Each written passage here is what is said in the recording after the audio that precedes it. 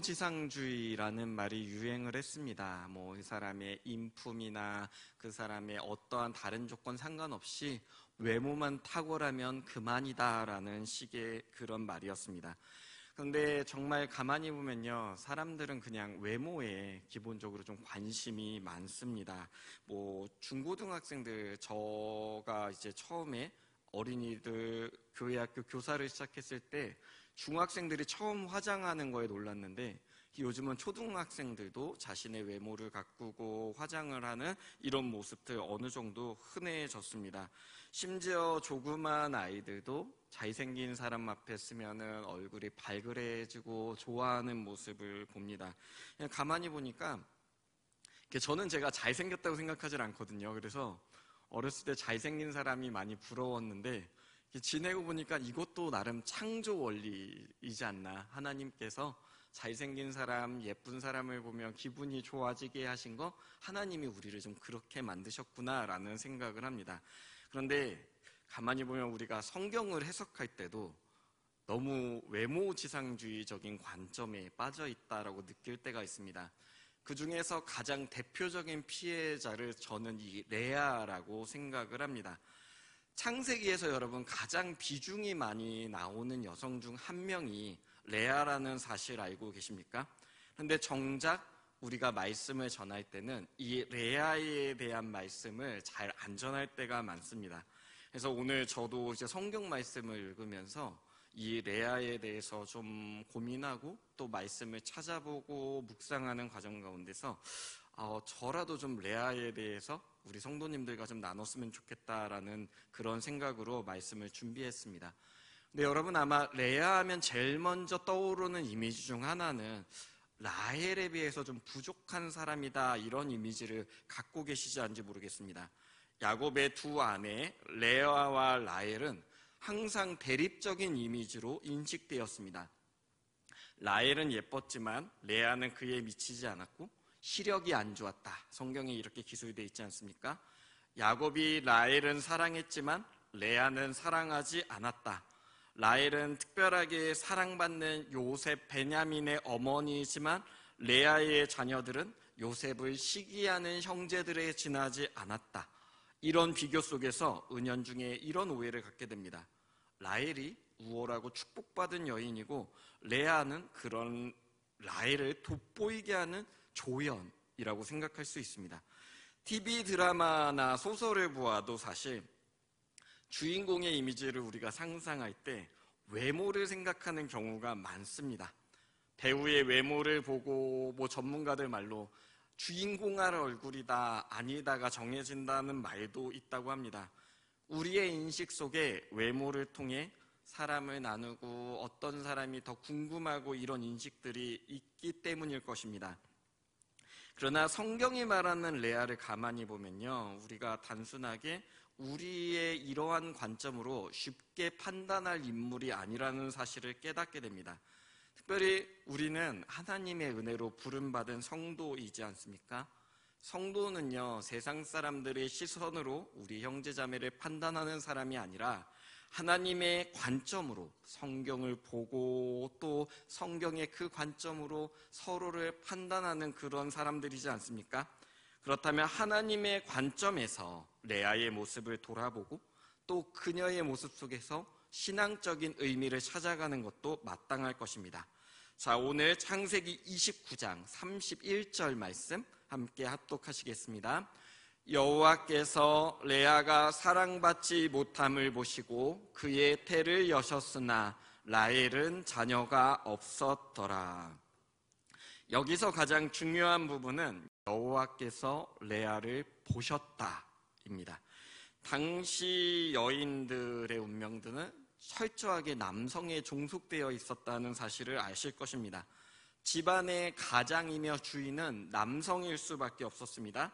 그렇기 때문에 자녀 중에 아들이 있어야만 집안의 주인, 남편이 죽었을 때 새로운 주인으로 아들이 그 집안의 주인이 되어 거기서 생계를 책임받을 수 있는 그런 구조였습니다. 그런 상황에서 먼저 남편에게 사랑받지 못한다는 것은 당대의 가장 큰 고통이고 또한 동시에 삶의 위기 중 하나였습니다. 그런데 하나님께서 그렇게 고통받는 레아의 삶에 집중하셨습니다. 1980년대 후반 그리고 2000년대 초반에는 동아시아가 큰 위기를 겪었습니다. 우리나라도 이제 IMF 금융 지원을 받았지만 우리 이웃 나라인 일본은 더 큰 경제 대란을 겪었습니다. 당시 일본 사람들이 정말 자살을 많이 했다고 합니다. 너무 많으니까 이걸 방지를 해야겠는데, 그렇다면 왜 자살하는지를 알아야겠다 해가지고 사람들에게 설문조사도 하고 사회 인식조사를 했습니다. 그런데 사실 이 사람들이 조사할 때 기대값은 경제적인 문제 때문에 자살을 한다, 우리가 이 문제를 어떻게 해야 해결해야 되는가라고 생각을 했는데, 정작 자살하는 이유를 들어봤더니 남자들이 가장 많이 한 그 대답이 내가 존중받지 못해서 가정에서 쓸데없는 존재가 됐다라는 이 개념 때문에, 이 아픔 때문에 견디지 못하고 자살하게 됐다라고 대답을 했다고 합니다. 그럼 여성들은 왜 자살을 많이 했는가라고 물었더니, 여성은 이 가정이 이제 경제 문제로 흔들리고 또 남자들이 그거에 자괴감을 가지는 사이에 여성들은 내가 이 가정에서 사랑받지 못하는 존재다라는 이 사실 때문에 자괴감을 느껴서 많이 자살했다고 합니다. 그러니까 서로 말하진 못하는 거예요. 그런데 서로가 하는 그 작아진 그 상처의 모습들을 서로에게 비쳤을 때 이것들이 서로를 낙심하게 하고 좌절하게 하는 그런 악순환으로 이어졌던 것입니다. 이 사실을 깨닫고 정말 많은 사람들이 놀랐다고 합니다. 인간이 경제적 개념에 낙심하는 것이 아니라 관계 속에서 사랑받지 못함, 존중받지 못함에 실망하다니. 그런데 사실 이러한 관계의 비밀을 먼저 우리에게 알려주신 분이 있습니다. 바로 사도 바울이죠. 골로새서 3장 18절에서 19절 말씀 함께 합독하시겠습니다. 아내들아 남편에게 복종하라. 이는 주 안에서 마땅하니라. 남편들아 아내를 사랑하며 괴롭게 하지 말라. 아멘. 지금 요즘의 개념으로 이 복종이라고 해석된 단어가 조금은 거스르게 들리는 분들이, 이렇게 젊은 분들 그럴 수도 있습니다. 근데 이게 원어로는요, 부포타소스마이, 이게 무슨 뜻인가 하니 지도력을 인정한다는 것입니다. 그러니까 가장으로서 그 사람이 하는 것들에 대해서 일단 무시하는 게 아니라 내가 당신을 신뢰하고 당신이 이런 능력이 있다는 걸 인정합니다. 이것인데 우리 그 당시 번역으로는 복종이라는 단어를 썼습니다. 즉 아내에게 남편을 존중하라는 겁니다. 그 사람이 무엇을 하고 어떤 생각을 가지고 있는지 그 지도력을 존중하라, 이렇게 말씀하는 것이고요. 또한 이 남편에게는 아내를 사랑하는 것, 이것이 바로 그녀를 괴롭게 하지 않는 것이다 라는 것들을 분명하게 고백하고 있습니다. 그런데 문제는 야곱은 레아를 사랑하지, 삼촌인 라반에게 속아서 이제 레아와 결혼하지 않았습니까? 그러니까 삼촌에 대한 이 거부감과 미움이 레아에게 그대로 투영되었던 것입니다. 근데 이 당시 레아의 아픔은요, 레아는 여인입니다. 그리고 딸이에요. 선택권이 없습니다. 본인이 원해서 그렇게 된 것이 아닙니다. 시대를 막론하고 이 당시 여인이 선택할 수 없는 그런 환경 속에서 지금 오늘날은 친구도 만나고 사회활동도 참여를 하고, 그럼에도 아직도 우리가 조금 더 인식이 확장돼야 되는 부분이 있는데, 당시 여인에게는 가정이 전부였습니다. 그 가정의 첫 번째 주인이었던 아버지가 자기를 속여서 팔아넘겼고, 새롭게 주인이 된 그 남편은 자신을 사랑하지 않았습니다. 그런데 여기서 더 괴로운 게 있었죠. 자기와 함께 늘 자라왔던 자신의 여동생이 자신의 비교 대상이 되는 겁니다. 남편의 사랑이고 남편의 운명이고 모든 감정을 다 따뜻하게 실어주는 사람인 반면, 나는 남편을 속인 그 삼촌의 딸이고 또 나를 쳐다보기도 싫어하는 이런 아픔을 견딜 수밖에 없는 상황이었습니다. 그런데 오늘 말씀 뭐라고 합니까? 하나님이 그런 그녀를 바라보았다, 보셨다라고 말씀합니다. 그 아픔을 아셨을 뿐이 아니라 그녀에게 자녀, 이 여인이 가장 두려워하는 그 부분을 극복해 주시는 것입니다. 32절 말씀 합독하시겠습니다. 레아가 임신하여 아들을 낳고 그 이름을 르우벤이라 하여 이르되 여호와께서 나의 괴로움을 돌보셨으니 이제는 내 남편이 나를 사랑하리로다 하였더라. 아멘. 첫 아들의 이름이 르우벤입니다. 이게 시브리 말로 보라 아들이다, 이게 르우벤입니다. 근데 이 이름을 지른 이유가 있죠. 그러니까 자녀를 분명히 남편이 사랑하지 않으니까 제일 먼저 했던 걱정은 둘 사이에 자녀가 없을 것이고 아들이 없을 것이라는 그런 걱정이 있었습니다. 그런데 아들이 태어났습니다. 심지어 이 가정의 첫 장자입니다. 그러니 얼마나 마음이 기쁘겠습니까? 보라 아들이다. 그런데 이 이름의 뜻 가운데는 이제 남편이 나를 사랑할 것이다 라는 기대가 있었기 때문에 보라 아들이다, 사실 남편 들으라고 한 얘기죠. 이렇게 이름을 지었던 것입니다. 그런데 레아의 고백 가운데 진실로 중요한 의미는요, 단순하게 이 이름 때문만은 아닙니다. 이 여인이 점점 생각이 바뀝니다. 어떻게 바뀌냐면 하나님을 의지하는 사람으로 성장을 합니다.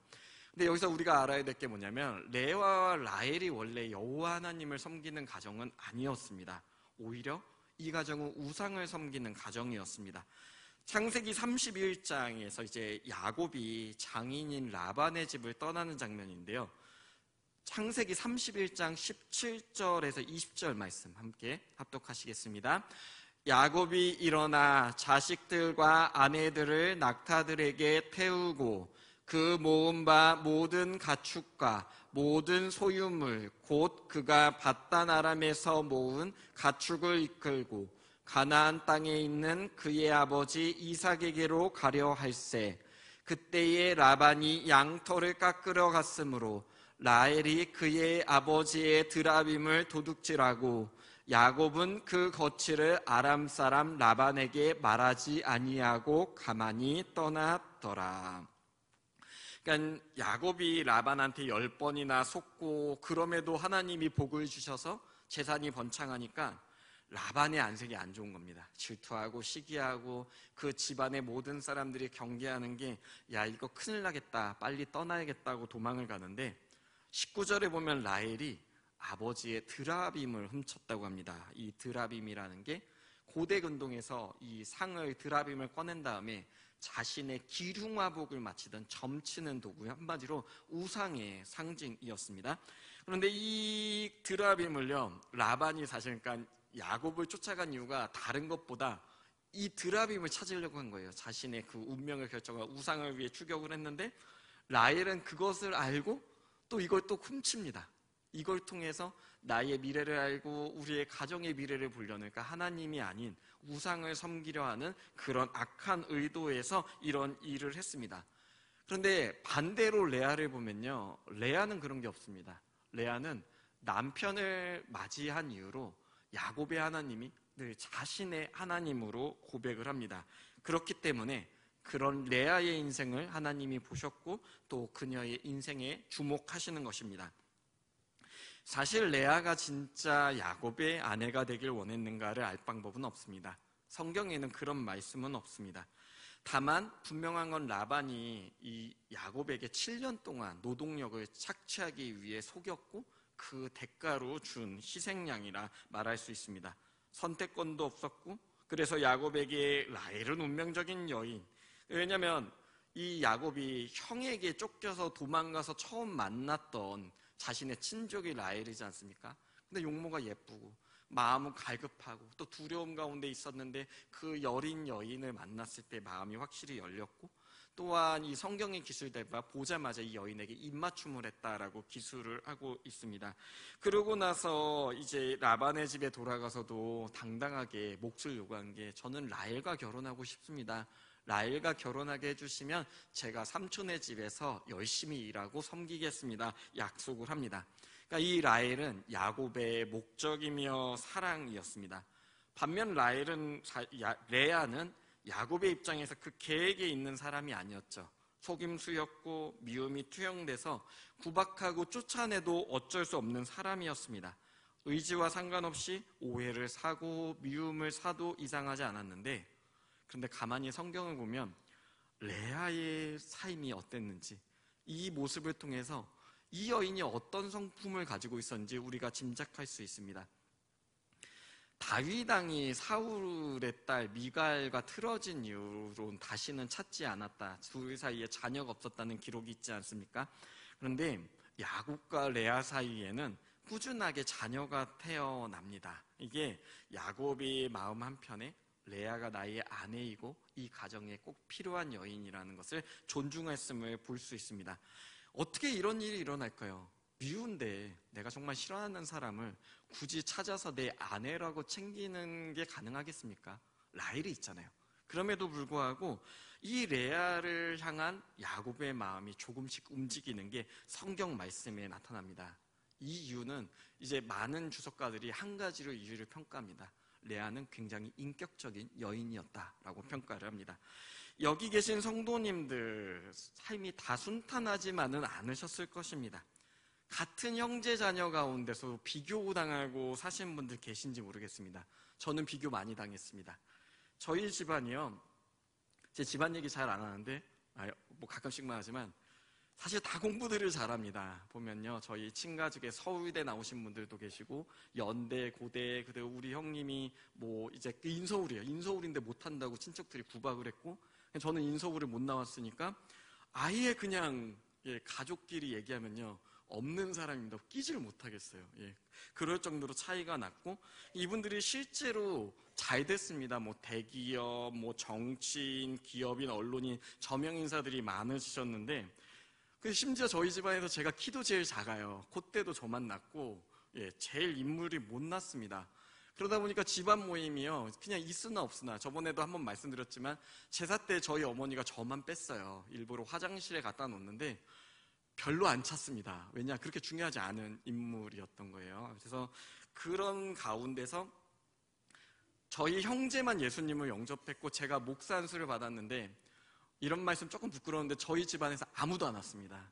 극간 목사, 뭐 경석이가 해봤자 이런 마인드가 있으셔가지고요 사실 아무도 안 오셨어요. 근데 그럼에도 저는 제가 제일 하나님께 복을 받았다고 생각합니다. 왜 그렇습니까?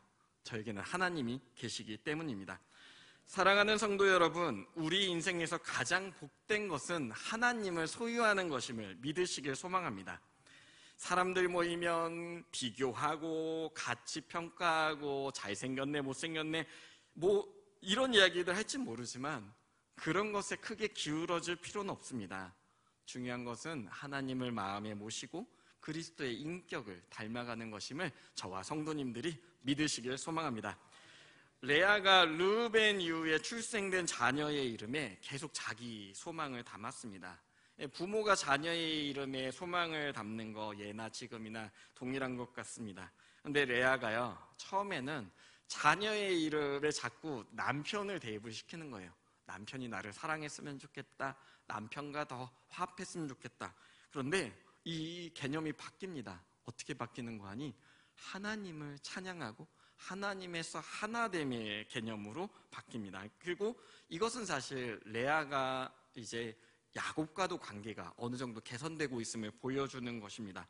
레아는 자신이 하나님의 은혜를 누리고 있고 자신의 자녀들이 하나님의 큰 복을 누리고 있음을 깨닫는 것입니다. 33절에서 35절 말씀 합독하시겠습니다. 그가 다시 임신하여 아들을 낳고 이르되 여호와께서 내가 사랑받지 못함을 들으셨으므로 내게 이 아들도 주셨도다 하고 그의 이름을 시므온이라 하였으며, 34절이 없을까요? 지금 제가 읽겠습니다.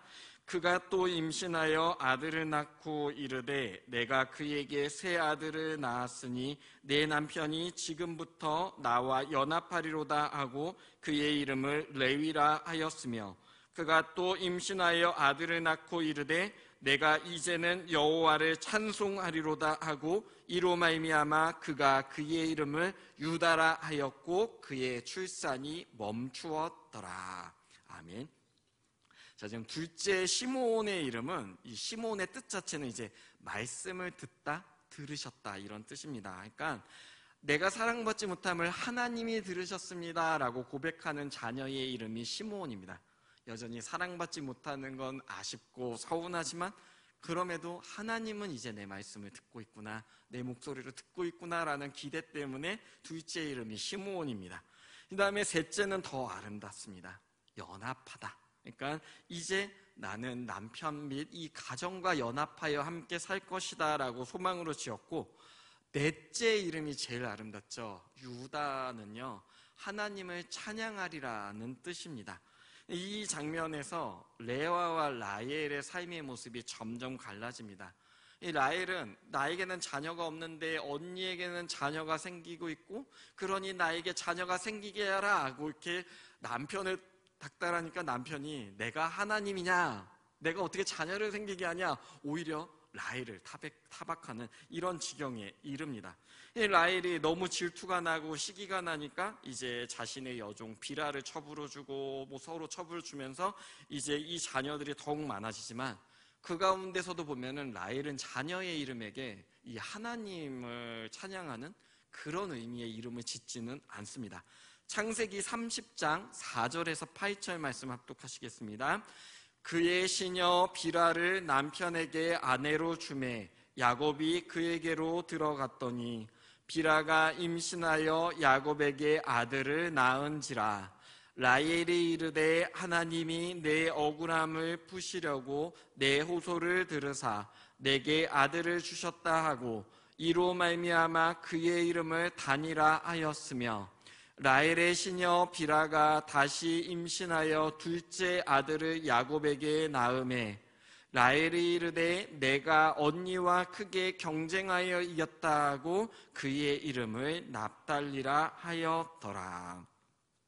지금 가만 보면 이 자녀들 첫 번째는 하나님이 내 억울함을 푸셨다 이렇게 해석할 수도 있지만, 그러나 그 마음의 동기는 하나님이 기뻐하시는 동기는 아닙니다.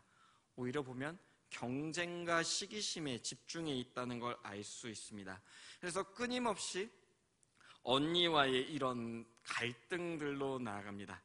하나님이 우리 인생의 주인임을 깨닫지 못한 채 늘 소유하고 경쟁하며 이기는 것만을 자신의 목적으로 삼고 나아갑니다. 근데 여기서 참 재밌는 장면이, 이 레아가 밖에 나갔다가 이제 합한체라고 번역된 이제 맨드라이크라는 지금 이제 마약성 물질을 가진 풀이 있어요. 중동 지방에 나오는 건데 이걸 딱 뽑고 지나가는데 그걸 언니 이거 나한테 줘. 이거 나한테 귀한 건데, 아니 그러면 남편을 언니한테 보내줄 테니 이걸 나한테 줘. 그래 알았어. 이런 일이 일어나죠. 그래서 이제 남편 야곱한테 얘기를 합니다. 근데 야곱이요, 이제는 레아가 미운 게 아닙니다. 그래요 알았어요 하고 들어갑니다. 그럼 그날 어떤 일이 일어납니까? 그 사이에서 자녀가 태어나는데 앞으로 3명의 자녀가 더 태어납니다. 아들 2, 딸 하나가 더 태어나서 이 둘 사이의 자녀가 아들 6, 딸 하나가 태어납니다. 그리고 성경은 이 이후에는요, 레아의 아픔에 대해서 더 이상 말하지 않습니다. 물론 레아에 대한 기록은 야곱과 에서가 화해한 사건 이후로 나오지는 않습니다. 다만 야곱의 유언에서 이 레아에 대한 짧은 언급이 있는데 이 예언이 결코 가볍지 않습니다. 자, 창세기 49장 29절에서 31절 합독하시겠습니다. 그가 그들에게 명하여 이르되 내가 내 조상들에게로 돌아가리니 나를 햇사람 에브론의 밭에 있는 굴에 우리 선조와 함께 장사하라. 이 굴은 가나안 땅 마므레 앞 막벨라 밭에 있는 것이라. 아브라함이 햇사람 에브론에게서 밭과 함께 사서 그의 매장지를 삼았으므로 아브라함과 그의 아내 사라가 거기 장사되었고 이삭과 그의 아내 리브가도 거기 장사되었으며 나도 레아를 그곳에 장사하였노라. 아멘. 야곱의 두 번째 아내인 라헬이 베냐민을 낳다가 죽은 사건 잘 아시죠? 근데 이 라헬을 장사한 곳은요, 에브라시라 해가지고 이 베들레헴 지역에다 장사를 했습니다. 근데 레아가 죽었을 때 이 레아는 자신들의 조상들의 약속이 있는 막벨라 굴에 장사를 지냈습니다. 이 막벨라 굴이 어떤 곳입니까? 훗날에 이스라엘 민족이 출애굽할 때요, 하나님의 약속의 땅 가나안에 들어갈 수 있는 약속의 징표, 즉 하나님 나라의 약속의 그곳이 막벨라굴이라는 믿음이 있었습니다. 이 믿음 때문에 아브라함이 정말 큰 돈을 지불해서 구매한, 한마디로 얘기하면 가족 묘지입니다. 아브라함과 사라가 이곳에 잠들었고 이삭과 리브가가 잠들었습니다. 근데 야곱이 삶을 마무리 지을 때 야곱은 이 가정에 주권이 있는 사람입니다. 그렇기 때문에 라헬을 묻어라, 나는 라헬과 열조에게 돌아가겠다, 이렇게 말해도 아무도 이상하게 생각하지 않을 것입니다. 그런데 라헬이 아니고요, 레아를 그곳에 장사했습니다. 이 시점에서 우리는 야곱의 인생의 진정한 동행자가 누구였는지를 알 수 있습니다. 야곱의 전 인생을 생각했을 때 야곱이 이걸 알았을 거예요. 내가 사랑한 여자는 라헬이야. 내 운명의 여인은 라헬이야. 나는 라헬을 영원히 잊을 수 없고 내 두 자녀도 영원히 더 사랑할 수밖에 없어. 그러나 하나님 앞에서 하나님의 더 좋은 나의 동반자는 레아였기에 하나님 앞에 나아가는 열조의 길은 레아와 들어감이 마땅해. 이것이 바로 야곱이 그 아내 레아를 이 무덤에 묻은 이유입니다. 성경은 레아가 항상 하나님과 동행한 여인이었고 믿음을 통해 자신의 상처를 이기고 또한 성장해 나가는 성도임을 묘사합니다. 그런 의미에서 레아는 단순하게 야곱과 라헬 사이를 돋보이기 위한 조연이 아니며 하나님 앞에서 하나님을 기쁘시게 하는 존귀한 여인이었습니다. 특별히 성경이 하나님이 우리를 보는 관점을 이렇게 얘기하는데요. 사무엘상 16장 7절, 사무엘상 16장 7절 합독하시겠습니다. 여호와께서 사무엘에게 이르시되 그의 용모와 키를 보지 말라.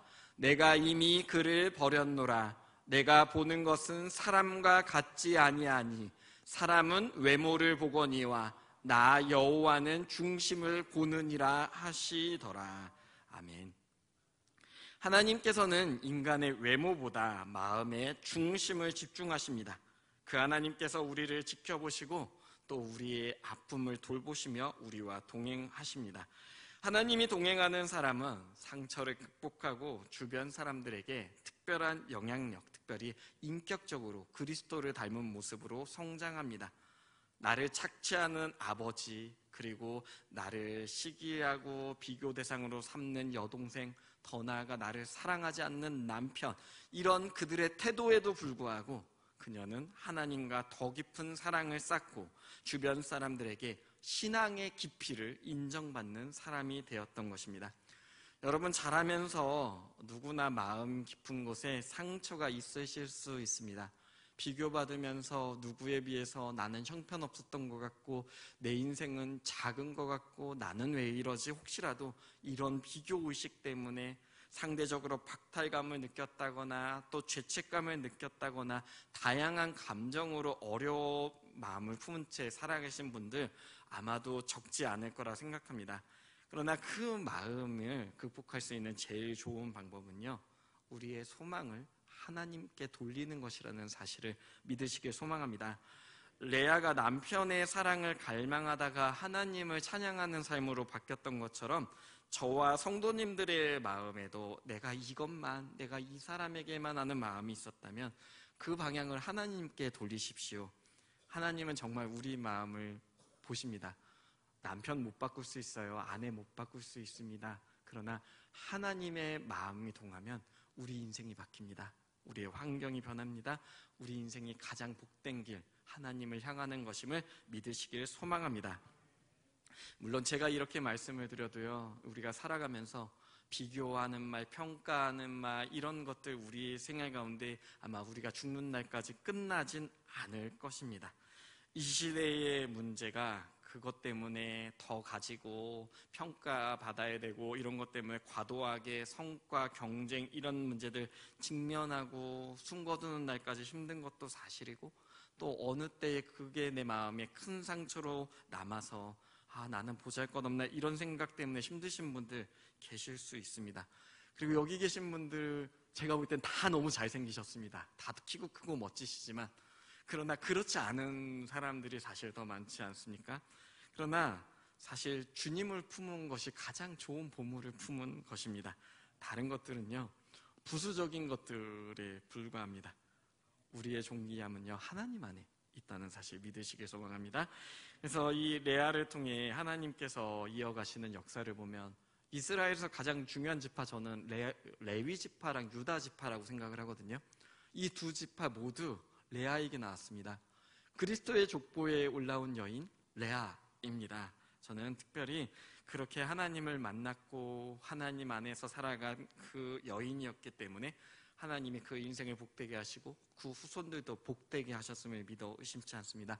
저와 성도님들, 복은 다른 게 아닙니다. 지금 우리가 누리는 비교 자랑거리를 하나 더 만드는 게 복이 아니고 내 안에 하나님이 계신 것, 하나님이 내 삶을 지켜보고 계신 것, 그래서 내 안에서 하나님을 향한 찬양이 넘쳐나는 것, 이것이 가장 큰 복임을 믿으시는 저와 성도님들 되시길 주님의